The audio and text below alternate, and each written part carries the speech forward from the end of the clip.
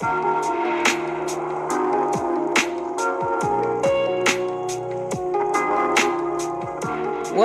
to the Hoops and Huddle podcast, where we discuss hoops, football, everything in between, and all sports really.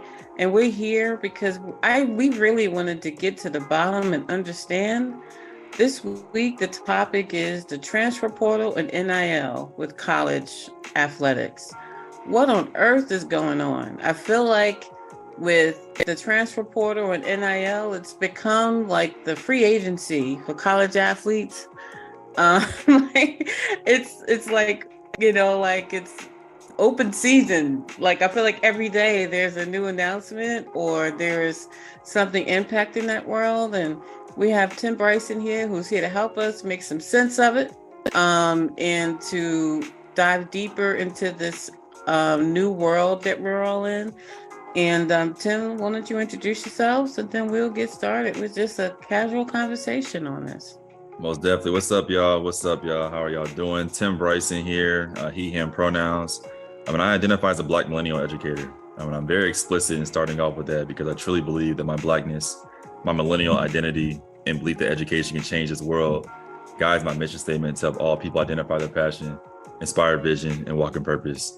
As you see my bio or maybe my LinkedIn or my Twitter account, was a former college athlete at Coastal Carolina University.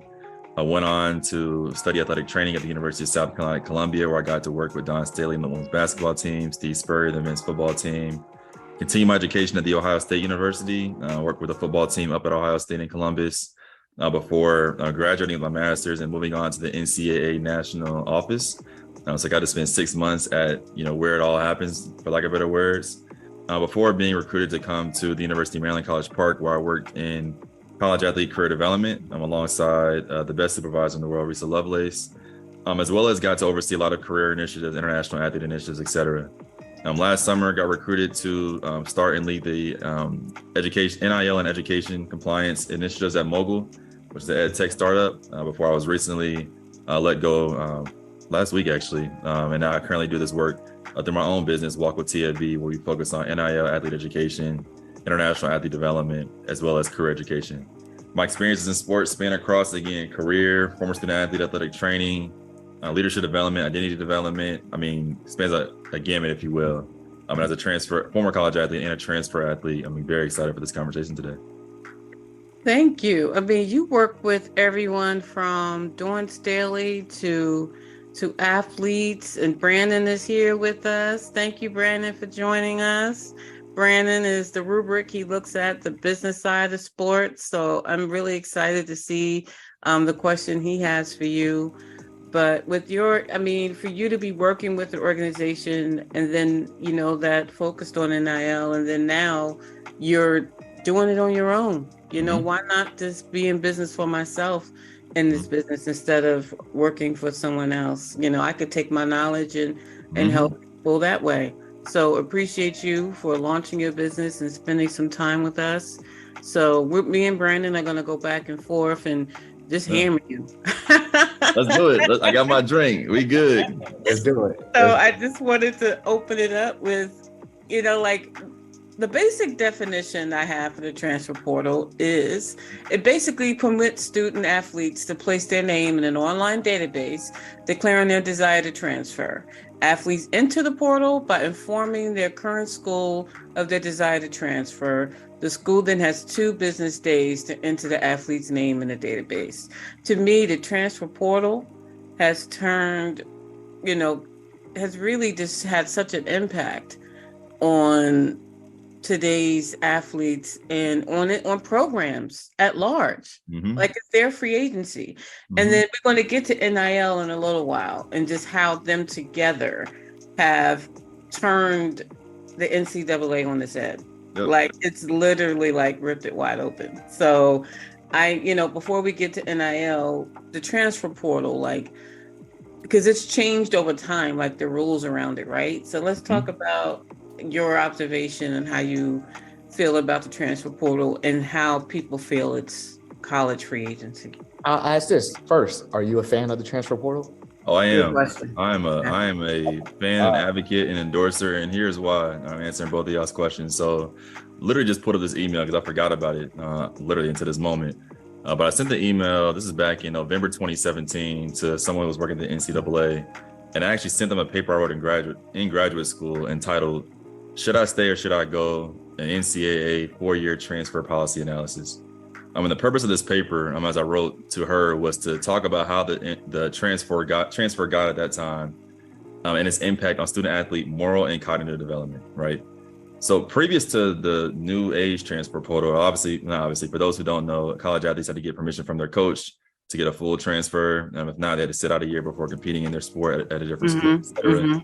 And that quite simply, literally, is a different form of exploitation that we've seen in other ways with college athletes, right?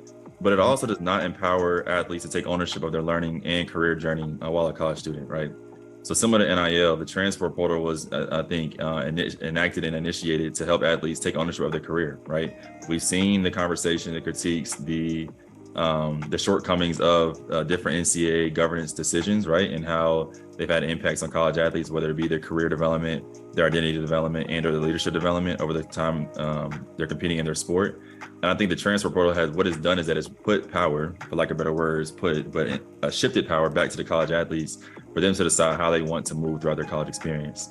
I think where we as a community and really as an industry have not an issue, but continue to have conversation about this is because one, it directly affects our favorite teams, colleges and universities.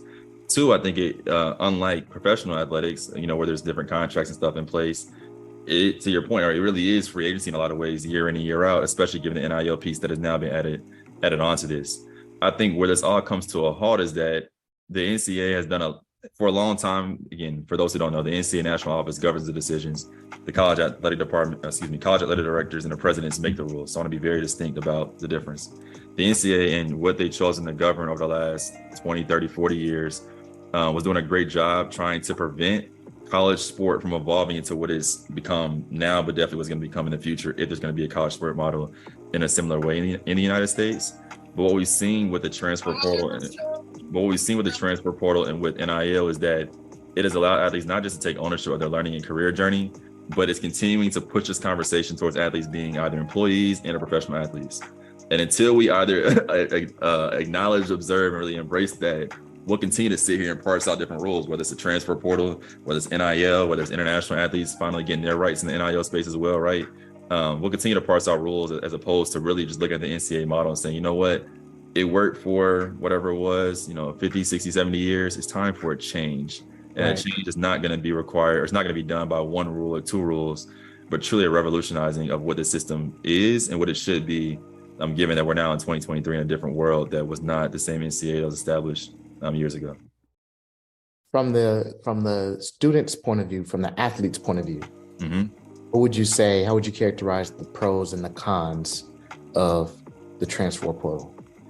Yeah, I think the pros is that, again, sometimes it doesn't work, right? Again, I was a transfer. My coach and I didn't necessarily get along, but more so than that, Coastal Carolina was not a great fit for me academically. And so I chose to transfer number two, because of the coach, but then number one, because they didn't have a program. They didn't have an academic major that was accredited for me to sit for the boards to become an athletic trainer after I graduated. So I think part of this is definitely the college experience, like while they're in school. I think another part of it is what coaches tell them and don't tell them during the recruiting process, what guidance counselors, parents, families, friends are telling, college or prospective college athletes in regards to where they think they want to go or where they don't want to go. Yeah. But also the education they get, not just during the recruiting per se, but also during their time as a college student. So I think, again, this focus has always been on sport, but at the end of the day, like, some of them may be transferring for money, whatever, that's their choice now. Some may be transferring because they're not exhausted, but they're done competing in their sport, their degree at that specific school, they decided to transfer. Others may transfer because they want to be closer to home and whatnot. So I think what it's done is just like everyone else, just like other non-college athletes, like now athletes have the same decision-making power, if you will, to leave if it's something that they simply don't want to do anymore. Okay. Yeah. This is a good conversation. I ain't talked about this in a minute. This is good. You got me going. Good. So what's the downside of it? Like, if there isn't, maybe there's not. But from a student's point of view, not from the school, I know their perspective. Yeah. Like, what's the downside? Like, what should they be thinking about? Thank you for bringing that back up. So the downside is that for many people, right, people go to school to earn degrees or to earn a degree. And so continuing to transfer, especially when your academic degree program, academic major may not transfer all of its credits to your new school, may delay graduation. I think it's a huge downfall. I think another is potentially only focusing on one or two reasons that you did transfer. What I might say that whether they're legit or not, that's not for me to decide. But like, if it's for the money's not there. Similar to what we saw that quarterback down at Florida. And again, he was a recruit coming in, but like, what's the reason, right? And what's the reason not for everyone else to justify or make sense of, but for you? And how are you choosing to make sense of that decision? Not based on necessarily your sport, though we've seen a lot of athletes transfer for their sport, but how an institution is either a better fit and or better value add personally for me, for your evolving career and purpose journey. Now, one of the things you said as a big distinction is before you had to have your coach's approval for entering the portal. Now, an athlete does not have to have their coach's approval to enter the portal. Is that something that of course you may not know how often this happens, but do you think there are many instances where coaches are not aware of what their players are entering the portal? Like, and does this decision ever backfire on the player? Like, where they go into the portal thinking, because they can lose their scholarship, they can lose the arrangement with their current school once they do this. What if they go in the portal and they don't get picked up by someone else? Exactly. So there are a couple of things. So when an athlete enters the portal or has a conversation about entering the portal, the coach is also informed, so everyone is aware of what's going on. I think too, we've seen different examples of where the coach Sarkisian down at Texas football, where you said like, "Yo, you can enter the portal, but you can't come back to Texas." Like that's the choice you have to make. But they have a decision prior to that athlete entering the portal, so where that athlete knows before they enter, like they ain't coming back to Texas if things don't shake out. Can you add to that? Can you contact the school you want to go to before entering a portal to get approval? Yeah, that was going to be a question for me as well. No, that's not allowed. Though it's happening, right? I think similar to athletes getting paid. I can't leave in lift. Let's be honest here. Like that's definitely happening. Both athletes reaching out, but also coaches reaching out. But I think it's athletes reaching out to teammates on a different team, saying like, "Yo, I think I want to come." Again, we know what's going on. Let's just call it out loud, right? But I think the thing with the back to the transfer portal, one thing you just said, I lost my train of thought. Before it was they had to get approval, particularly to transfer within conference, right? And if it was outside the conference, they may have gotten approval. So I left Coastal Carolina, went to South Carolina. I wasn't the fastest dude on the track team. I get that, don't care. But like my coach wasn't fearful of me going to South Carolina because he knew I wasn't going to be a threat to him competing on South Carolina Gamecocks track and field team. But athletes who have a higher either athletic ability or could be a difference maker in either a conference and or competition for a national championship, previously that could have been an issue that they brought about. But I think the last thing that we have to continue to be honest about is that the assumption that every athlete is on full scholarship, and they're not. And so if I'm an athlete, right, and again, we'll talk about NIL in a second, but if I'm an athlete at one school, ran a certain time, my coach doesn't want to give me increased scholarship because of whatever, why should I not be able to transfer to another school to get increased scholarship money to compete in my sport?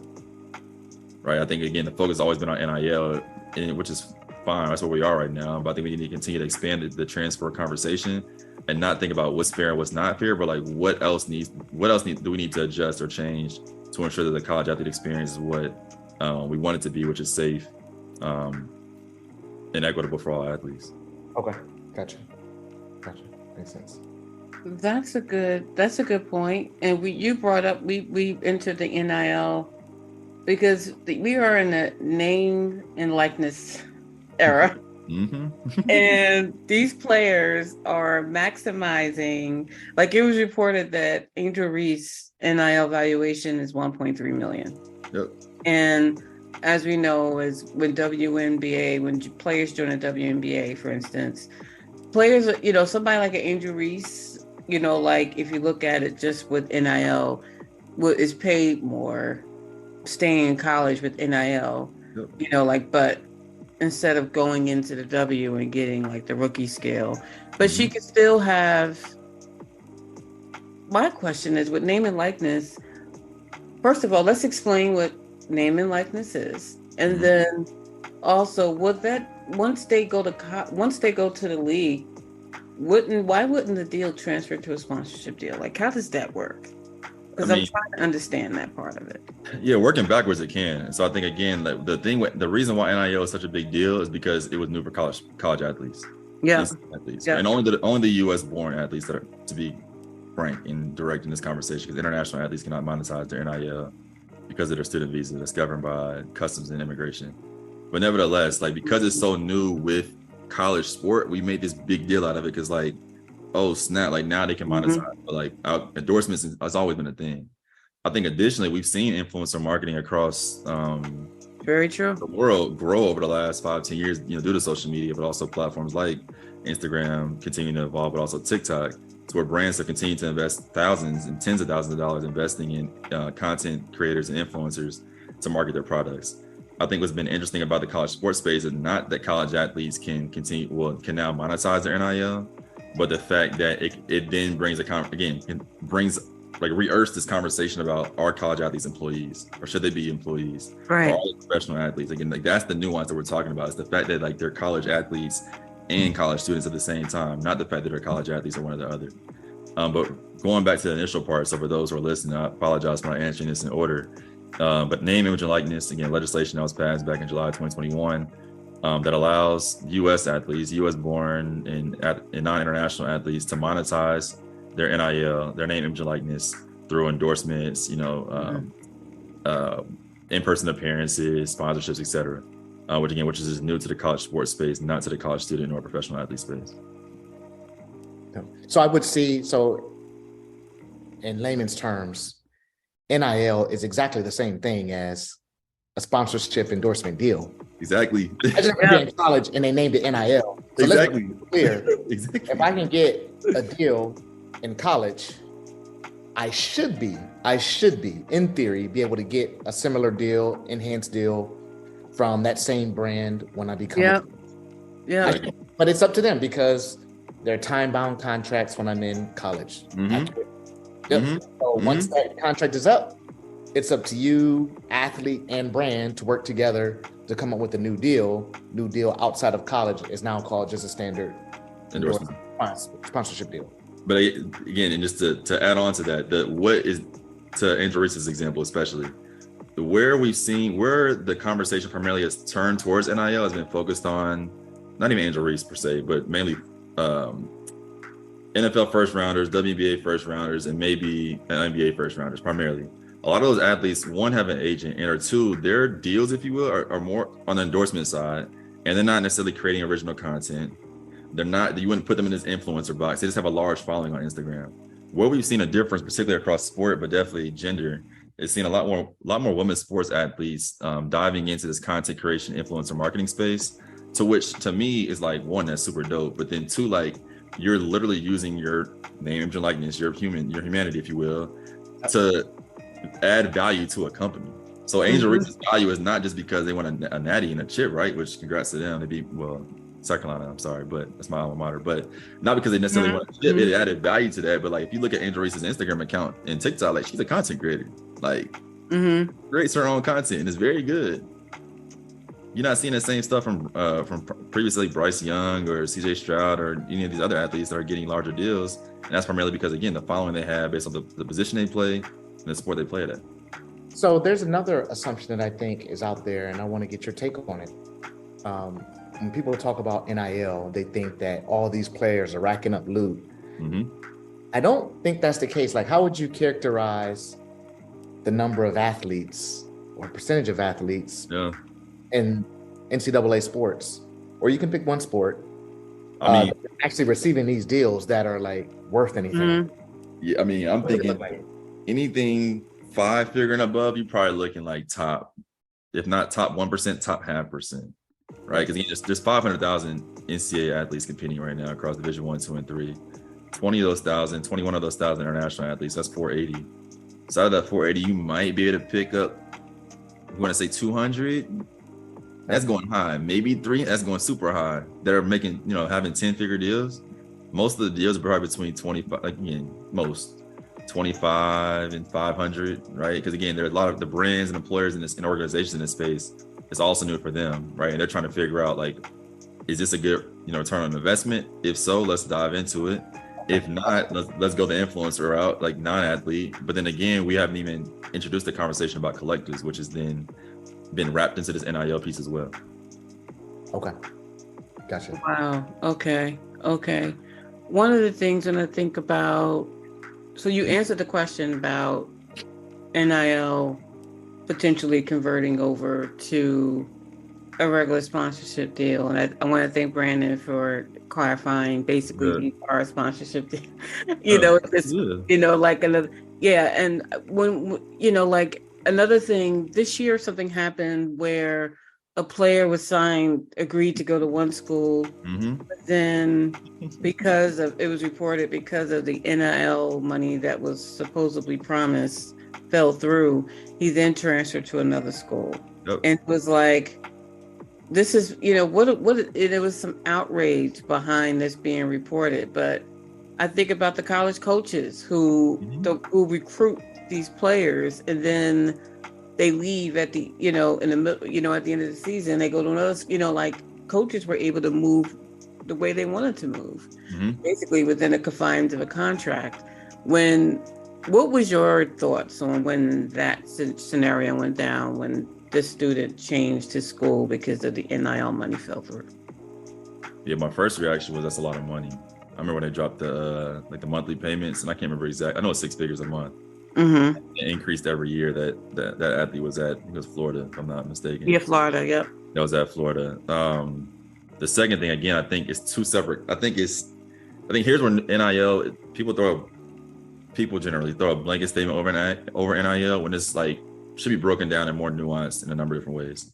So like the NIL we talked about as far as like sponsorship, endorsement, and whatnot, that's the very stereotypical, like whatever.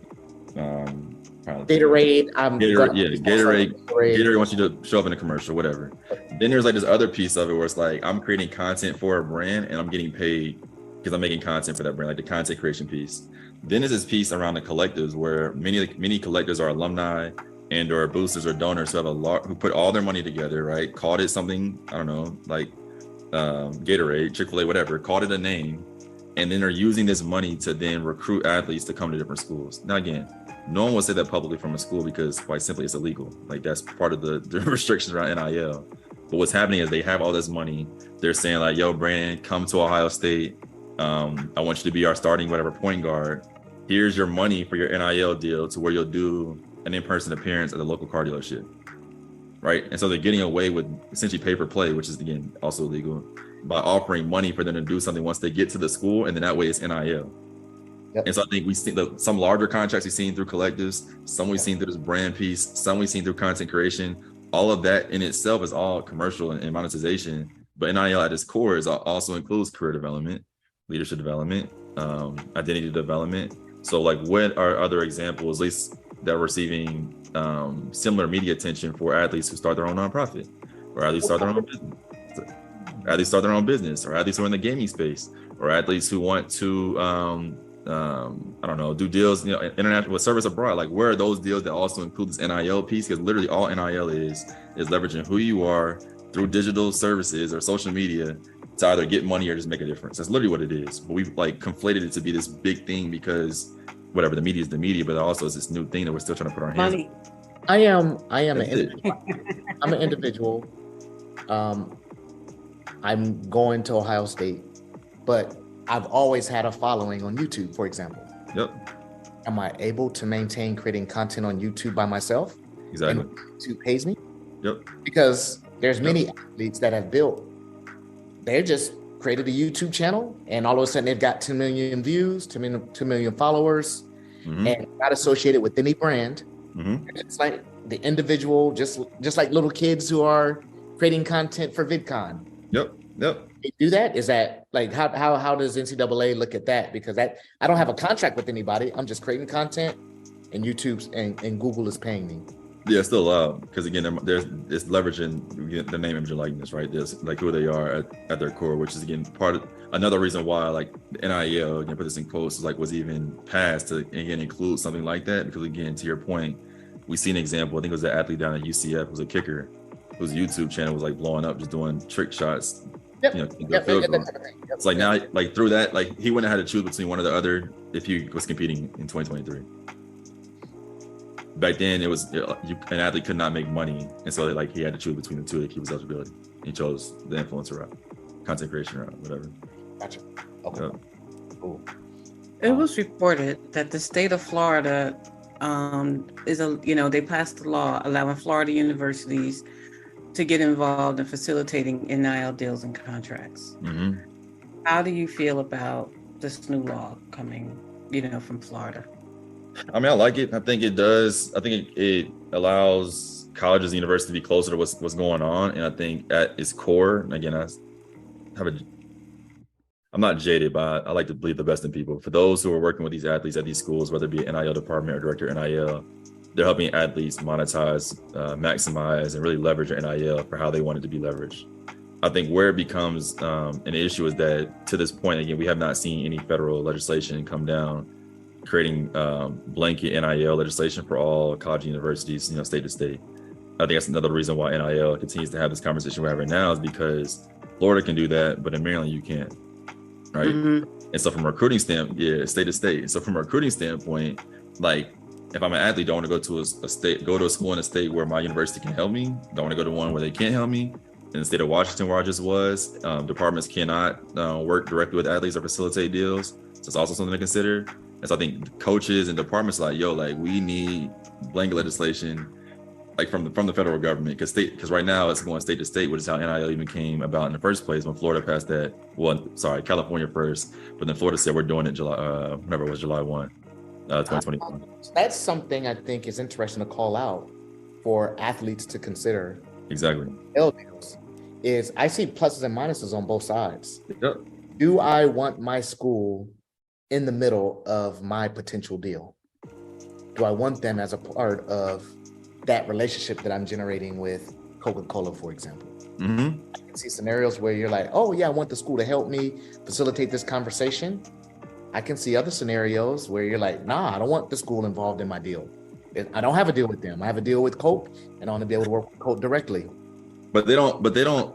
Though a university, though like Florida or Florida State, maybe or Florida A&M, maybe or Bethune Cookman, maybe to help. Though they may be able to help the athlete does not have to go to the school for help. And so I think where NIL again continues to be, this is a good conversation. I can't wait for this shit to drop. But where NIL continues to be like not problematic, but like an issue of concern is like athletes like are looking at whether it's third parties like the one I just came from or other competitors, like for help in order to facilitate deals, right? Which is why third parties are coming in and saying like, yo, we can help athletes facilitate deals because we know as a university you can't.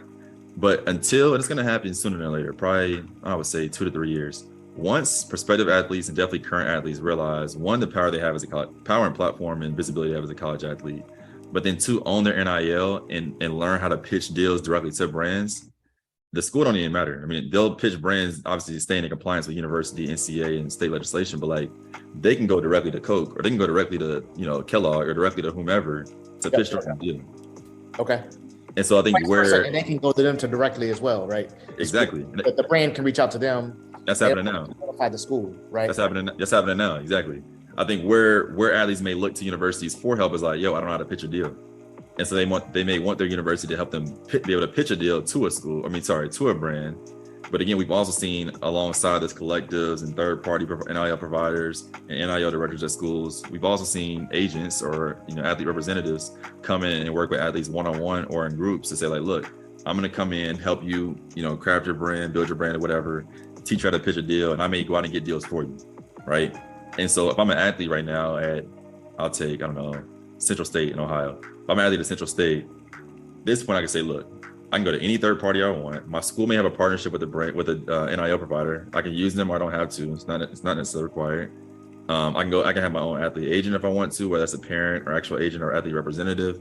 I can pitch deals myself. Like you can use all these services, but I think athletes have been programmed to think I only have to go to my school.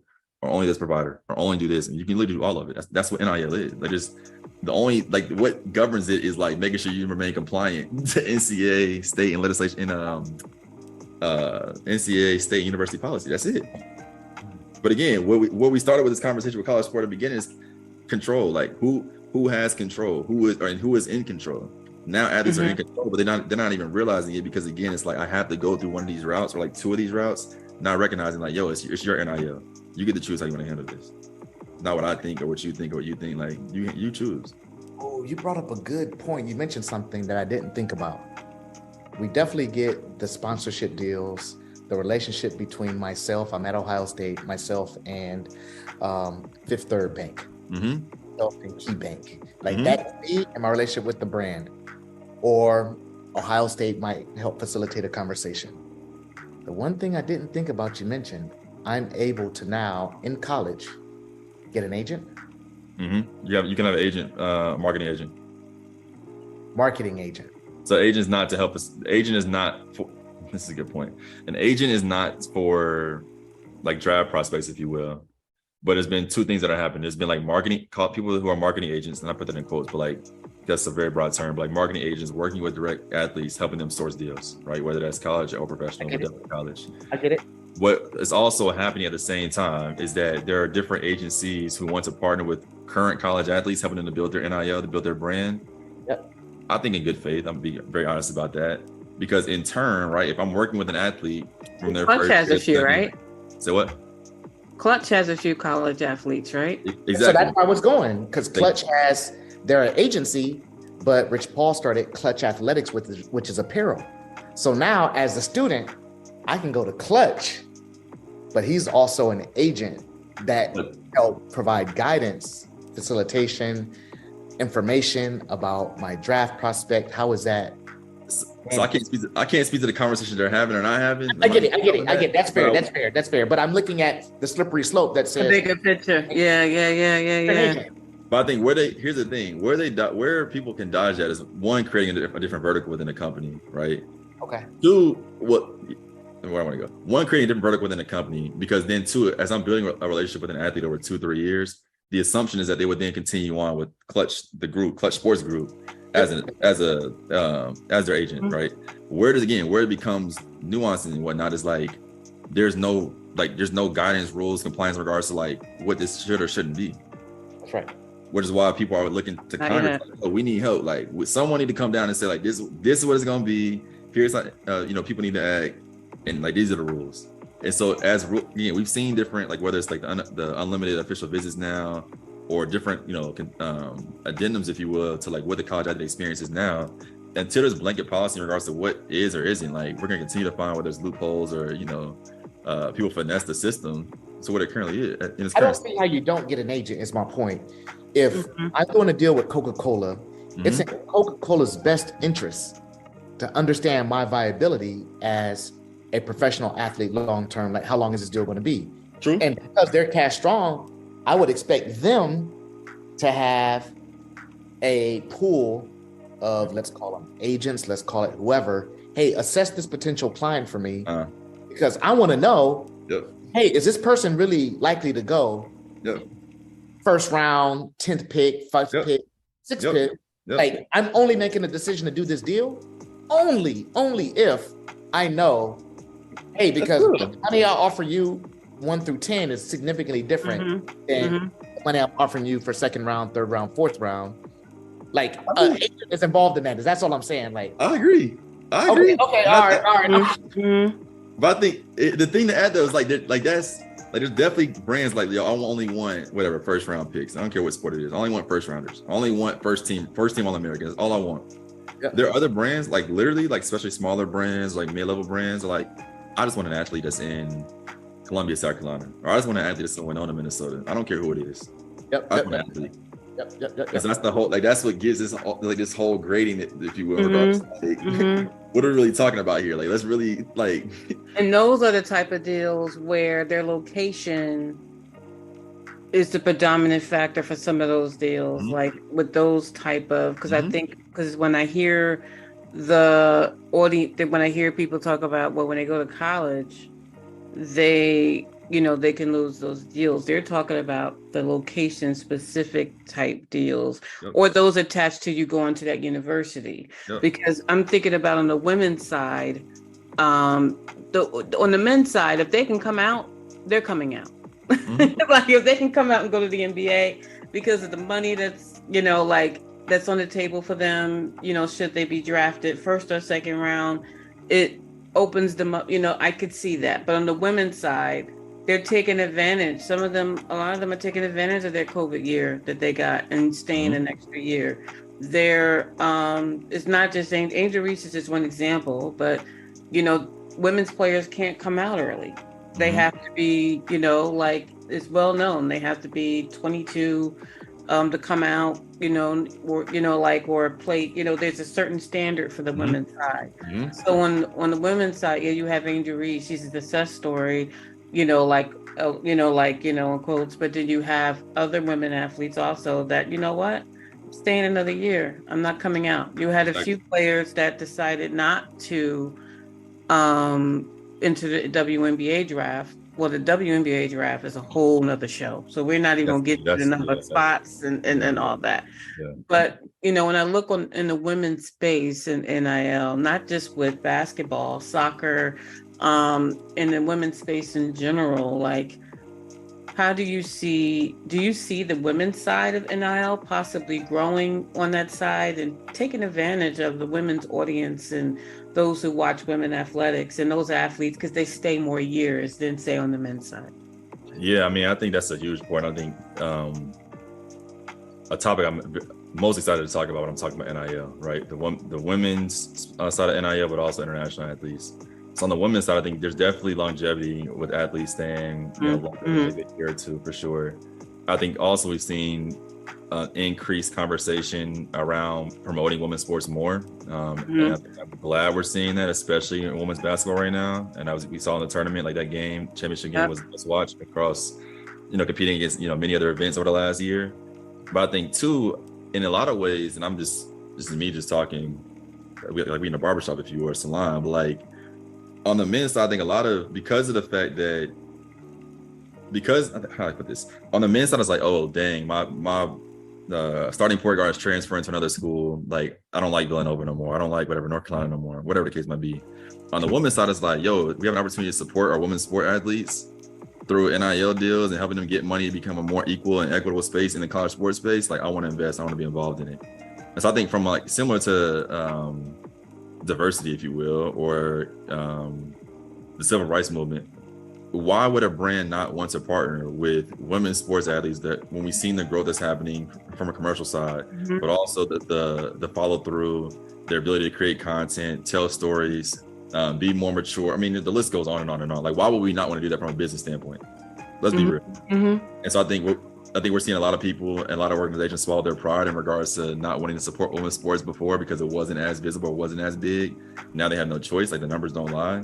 But again, I think too, we've seen both men's athletes and coaches, but also women's athletes and coaches speak up more for the women's game, particularly talking about basketball, to where if I'm a brand or employer, like I have to follow where people are talking. Like I have to follow where the energy is. And I think the energy right now is not just women's basketball, women's sports across the NCAA overall, which is exciting, especially given obviously the Women's World Cup's coming up in 2023 and then Paris 24 next year as well. So I think we're seeing a lot of momentum in that space, especially not just given the Caitlin Clarks and all of that, staying another year, and Bailey Van Lith and those kind of women's players, Angel Reese.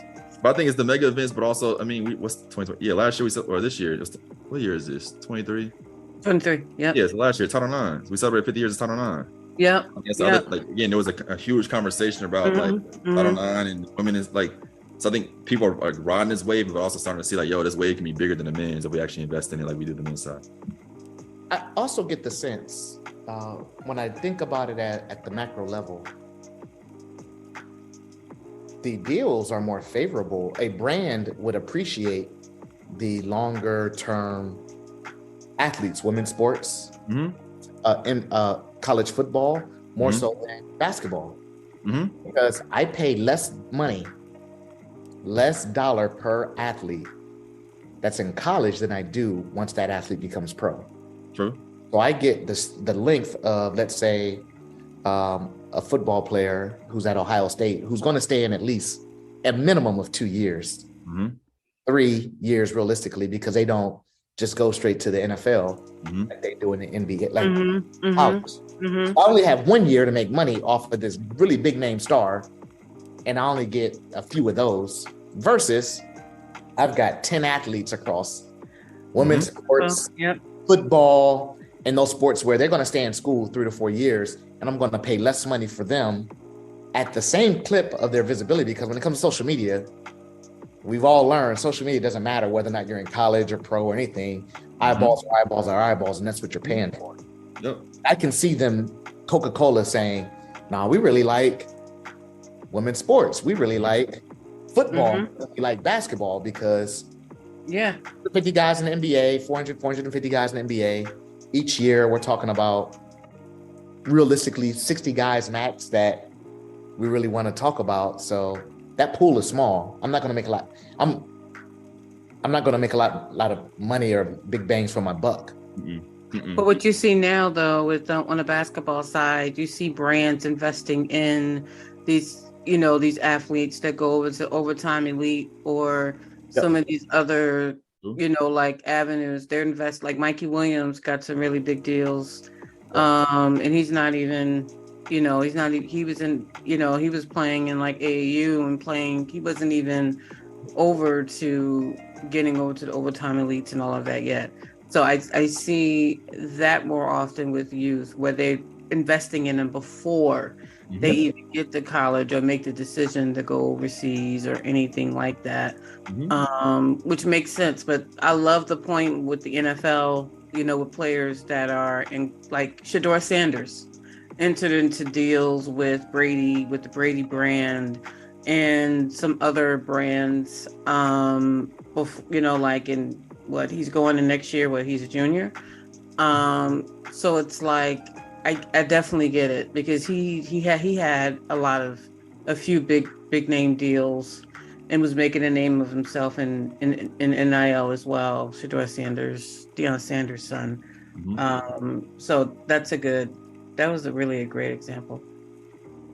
Yeah. I like that. This is a really great conversation, and I mean, Brandon was perfect, but his mind is still percolating over there. I see his eyes is moving, because this is the thing, the business side of sports. So this is probably going to be something we continue to look into from other angles.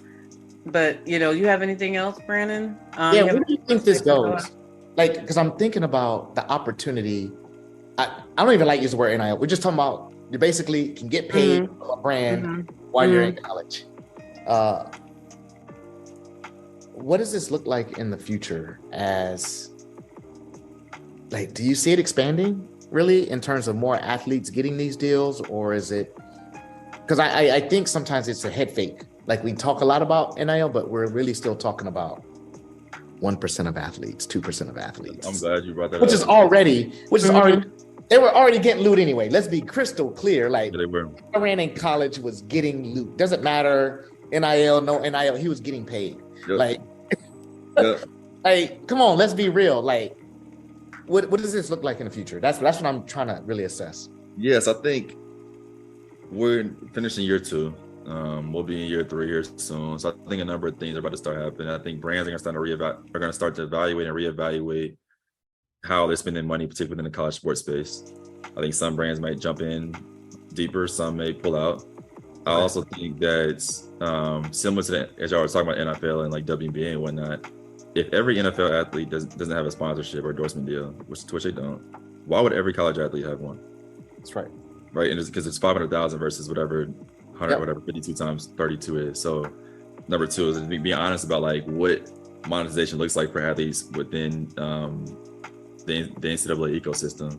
I think 3, I think we'll start to see more athletes take current college athletes, current NIL athletes, begin to lead education for their athletes coming behind them, given that they lived this experience for 4, 5, 6 years, and be able to teach them the ropes in regards to how they should, pitch brand deals on their NIL, both from a career, again, and leadership standpoint. But I also think that as bigger brands start to, again, reevaluate, I think we'll see more small businesses, but also alumni-owned businesses jump into space, particularly honed in on their local market. So again, I think I mentioned like Central State and like Wilberforce, it's like their alumni in the Dayton area reaching out to their athletes. Are you from Ohio? Yeah, this is FCC. Come on, man. I mean, growing up like in high school. Oh, you from Ohio too? Yes. Oh, where? Akron, Ohio. Where? Akron, Ohio. I want to say next in Cincy. Oh wow. Okay, yeah. I went to North. Oh, small world, bro. Yeah. You're from Ohio. It's like you mentioned the Ohio school. Yeah, that's like, hey, did you go to high school there? Like, yeah. Yeah, I want to say next. No. But I think we'll start to see more alumni-owned and small businesses jump into the space. Not necessarily from like a large money standpoint, but like, here's free product, promote the brand, promote the organization, promote the restaurant, etc. To which then I think we'll see like a twofold, like I mentioned, twofold. One, like bigger name athletes, more athletes with more following, whatever, getting bigger deals. But then also these other schools in like maybe smaller markets and or small towns still participating in NIL and just in a different way. So we're not comparing what's happening at Winona State to what's happening at University of Minnesota, Twin Cities. It's not the same, just different. One of the things that I'm a Rutgers alum. I know it's not like Ohio. I know. Just got away. I know Rutgers. Come on, Jersey. I'm a Rutgers person, and there's a collective, Rutgers Focus Collective, is offering deals to football, basketball players. Basically, they have promised that every Rutgers football player will receive an NIL deal in 2023. So as we look at the landscape of the future, like we're talking about the future of like NIL, like schools like Rutgers, who are not like these big, blue chip, you know what I mean? Like they're going to go to some of the bigger schools. But if you're trying to get that between 4 and 5 star athlete, you know what I mean? Like, and you can promise them some NIL deals on the table, like I see more schools, you know what I mean, as the regulation goes through by state, like hopping in on, look, I can give you this. I can get, like, this is free agency. Like, I mean, it is. Here's what I'll say. I don't know if I'm going to close on this or not, but like, here's what I'll say is I figured that. We'll do a follow-up. I appreciate the collectives. I really do. But I think the one thing I'll add to Brandon, your point, is that I want to see, and I believe we will begin to see more collectives focused on women's sports. Because the NIL space but the women's is included in this too. Women's basketball is included in this. Yeah, but there's other sports than basketball and football, and I think we need to recognize that. The field hockey, the soccer, the tracks, so I think the conversation with departments is like, if you have alumni forming these collectives to then offer NIL deals, how is it taken away from departmental fundraising, which is an honest question that they can figure out on campus. But then two, I think we really need to talk more about how we not just create collectives focused on women's sports unapologetically, but also how we call out collectives who don't have women leadership on their collective boards when they're focused on all athletes. So I can count a number of different collectives right now that don't have any women's sport athlete representatives on their board, but they're talking about NIL. It's like that's when the whole Title IX conversation comes about. It's like, who are we really valuing here? What was this really for? Who is this really for? And so I think again, I would be curious to see, and again, it's gonna happen sooner than later, but like if Gamecock women's basketball started a collective only focused on Gamecock women's basketball athletes, like how could that then shift how we talk about women's sports across the NCAA? I think it's a huge opportunity that we need to not just acknowledge, but also consider and dive into, if not on this podcast, definitely on a Twitter space or another platform moving forward. There's another nuance I wanted to pick on for a minute, and that is before NIL, the narrative, I'm just talking about the overall narrative was, as an athlete, I couldn't earn money. It wasn't even a discussion about how. I just can't earn money. Yep. You had some schools that, like, if coach got in trouble because he gave players like $8 for laundry, something like that. Like, we've heard a bunch of those stories. Now NIL comes along. Now as an athlete, I can earn money. That's the narrative. We're talking about the nuances of brand deals and all of that. So my question is this: because NIL exists, does that mean I'm allowed to earn money? How is that handled? Me earning money on my own through any channels? You can do that. Okay, so that is another opportunity that I think that exists. For example, at Harvard, as an athlete, you could never be Mark Zuckerberg. Exactly. Who went and started face mash and all of that stuff, and went and got investors and got people to, he built companies. Like we do that. We see that all the time in Silicon Valley, people at Stanford, people at Berkeley, as students today, they are making millions of dollars as students. Yep. Does that mean that opportunity exists now for athletes to find opportunities to do that? And if the answer is yes, I see an opportunity for the universities to think about far beyond just brand deals. How do we create entrepreneurial opportunities for students? Hey, I'll leave it this. The answer is yes. The follow-up to that is like, do universities want to do that? Sorry, do athletic departments want to do that?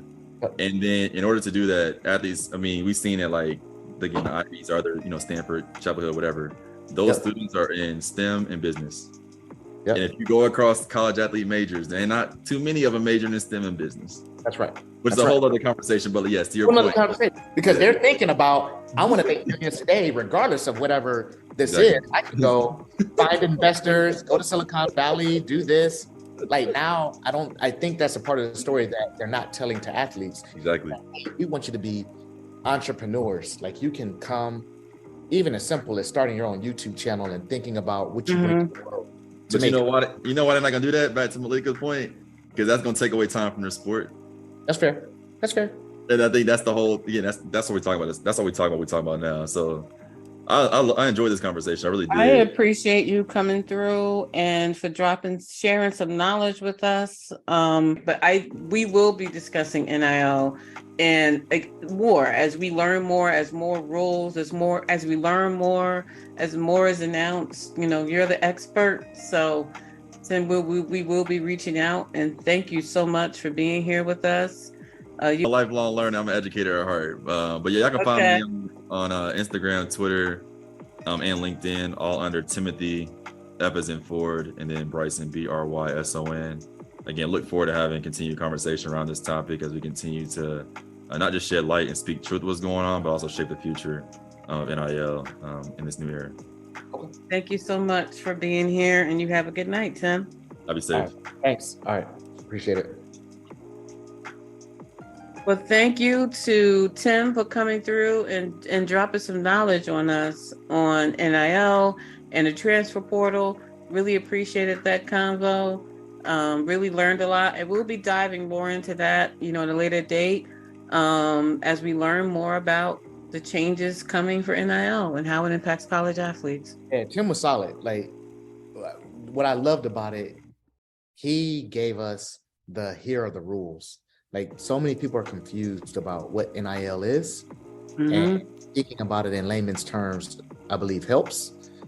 And we need more of these. Yeah, it's more. We are still in the education phase of NIL, and we use a lot of blanket statements as a community, as the sports community, and that was perfect. So we'll definitely do some more of that. Got to have him back on. Thank you for joining us this week. And Hoops and Huddle, we'll see you next time. No doubt. Until next week.